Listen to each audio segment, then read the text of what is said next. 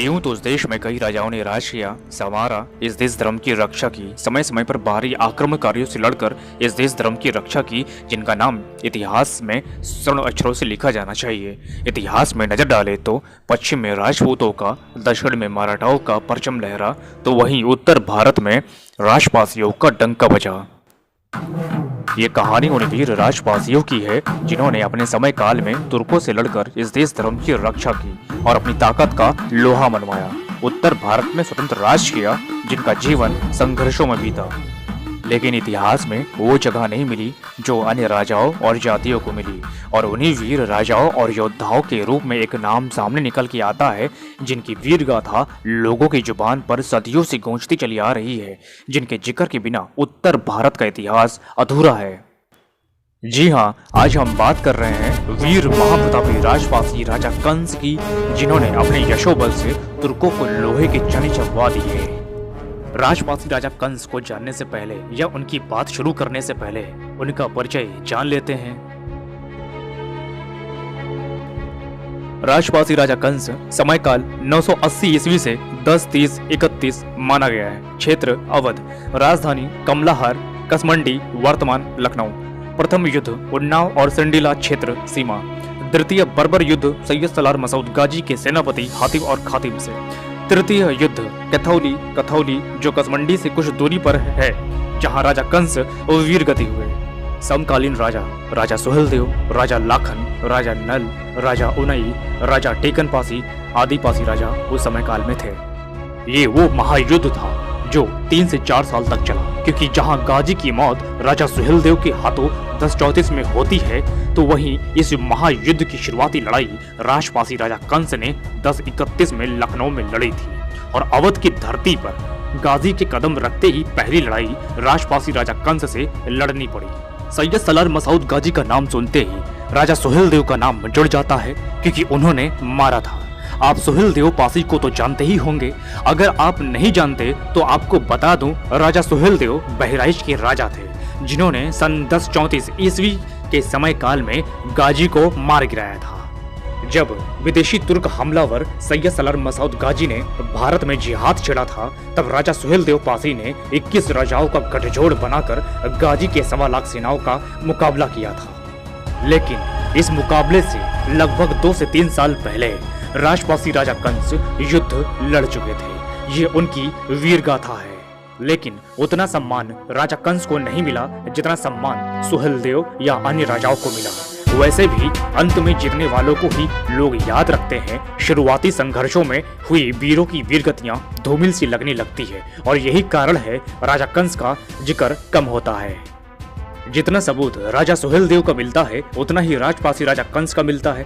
अब राजपासी राजा कंस का जिक्र ना हो, इसका कारण चाहे कुछ भी हो, लेकिन एक बात तय है कि पासी इतिहास लिखने वालों ने बड़ी न्याय इंसाफी की है।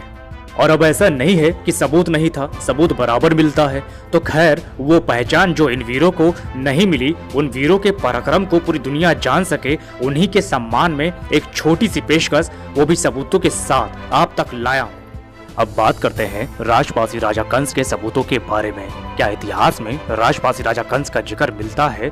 हाँ जी, बिल्कुल मिलता है। सबूतों के इस क्रम में हम किताब की बात करते हैं लक्ष्मणपुर से लखनऊ तक, जिसे श्री योगेश परवीन ने लिखी थी। इसके पेज नंबर 7 पर राजपासी राजा कंस का जिक्र मिलता है, जो सामने है। आप वीडियो को पॉज करके पढ़ भी सकते हैं। और इसमें लिखा है कि इस जनपद में पांव धरते ही उसे पहली जंग कसमंडी मलिहाबाद के राजपासी राजा कंस से लड़नी पड़ी।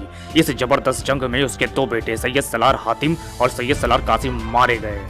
इन दोनों के साथ जो सिपाही इस जिहाद धर्म युद्ध में काम आया, वो सब गंज शहीदा मलिहाबाद में दफन है। इसी तरह उन जिहादियों को एक कठिन मुकाबला लखनऊ में लखना कोट के नीचे करना पड़ा।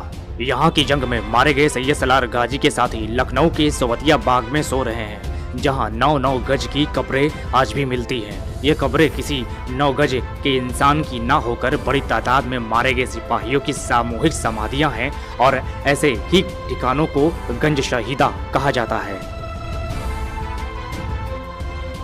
इसके बाद दूसरी किताब जिसका नाम ताजदारे अवध है, जिसे योगेश परवीन ने लिखी है, इसके पेज नंबर 8 पर बकायदा ये बात लिखी है जो देखी जा सकती है, जिससे अंदाजा लगाया जा सकता है कि राजपासी राजा कंस सुंदर सुंदर मंदिरों, भवनों और कोटों के निर्माण में काफी दिलचस्पी रखते थे। इस बात का अंदाजा भी इसी बात से लगाया जा सकता है जो इसके पेज नंबर पे लिखा है। इन सबसे सर्वाधिक महत्वपूर्ण इमारत है छतरी 12 खंबा, जिसमें गिनती के 12 प्रस्तर स्तंभ लगे हैं। ये सब के सब खंबे राजपासी राजा कंस की गढ़ी कसमंडप के मंदिर से लाए गए हैं। अक्सर ये देखा गया है कि मुस्लिम शासकों ने अपने किले और मज़ारे यहाँ के हिंदू राजाओं के किले और मंदिरों को ही तुड़वा के बनवाए हैं, या हिंदू राजाओं के किलों और मंदिरों की ही सामग्रियों का इस्तेमाल मज़ारे और किले बनवाने में किए हैं। लेकिन इससे यह बात मालूम पड़ जाती है कि राजपासी राजा कंस भी शिल्प प्रेमी थे। अब तीसरी किताब के रूप में हम लखनऊ नामा की बात करते हैं, जिसके काकोरगढ़ सेक्शन पे लिखा हुआ है कि ईसा की 11वीं शताब्दी के अंतिम दिनों में काकोरी पर कसमंडम मलिहाबाद के निकट के राजा कंस का अधिकार था, जो जाति का रजपासी था। और इसी किताब के आगे मलिहाबाद के महल वाले सेक्शन पे लिखा है कि उस समय तक मलिहाबाद का कोई अस्तित्व नहीं था। इस सारे इलाके पर कसमंदी के रजपासी राजा कंस का अधिकार था, जो अपनी बर्बरता के लिए प्रसिद्ध था। सैयद सलार मसूदगा जी 1030 ईस्वी में अवध के पागान बनकर आए। पहली जंग उन्नाव और संडीला की सीमा के किले पर हुई। उस किले को जीत लेने के बाद कसमंदी की गद्दी पर हमला हुआ और रजपासी राजा गढ़ी में बंद कर दिया गया, मगर वह अपनी चालों से बाज नहीं आया। उसने किले की दीवारों पर से खौलता तेल फेंक कर सैयद सलार गाजी के साथ सैयद सलार हातिम और सैयद सलार कासिम को खत्म कर दिया। इन दोनों की कब्रें आज भी मलिहाबाद के निकट है। उसके बाद तमाम फौज शहीद हो गई और अंत में मसूद गाजी बहराइच में मारे गए। ये लखनऊ का मानचित्र है जो इतिहासकारों ने उस समय काल के हिसाब से बनाया था, और राजा कंस की कसमंडी भी आप लोग देख सकते हो। सबूतों के इस क्रम में हम चौथी किताब लखनऊ गजेटियर जो 1904 में लिखी गई उसके पेज नंबर 139 पर देखते हैं, और बाकायदा राजपासी राजा कंस के बारे में जिक्र मिलता है, जिसे आप लोग भी देख सकते हैं वीडियो पॉज करके। यहाँ पर भी राजा कंस के बारे में बाकायदा डिटेल दी गई है। और इसके बाद हम पांचवें प्रूफ के रूप में हम gazetteer of province of Awadh volume Yash 2M को देख सकते हैं, जो 1877 में पब्लिश हुई थी, जिसके पेज नंबर 112 पर बाकायदा राजा कंस के बारे में डिटेल दी गई है, जिसे आप वीडियो पॉज करके आप देख भी सकते हो और आप पढ़ भी सकते हैं। और इसके बाद में एक मोस्ट इम्पोर्टेंट बुक है जो लखनऊ मॉन्यूमेंट्स के नाम से है, जो बहुत ही रेयर है, और इसके पेज नंबर 34 और 92 पर भी राजपासी राजा कंस के बारे में बाकायदा डिटेल दी गई है, जिसे आप वीडियो को पॉज करके देख भी सकते हैं और पढ़ भी सकते हैं। इसके पेज नंबर पे लिखा है, during the latter part of 11th century AD, Kakori was under the rule of king Kans of Kasmandap Malihabad. और इसके पेज नंबर 92 पर बाकायदा लिखा है, the area surrounding this habitation was the rule by Rajpasi king Kans, यानी कि उस समय यहाँ पर राजपासी राजा कंस का शासन चलता था।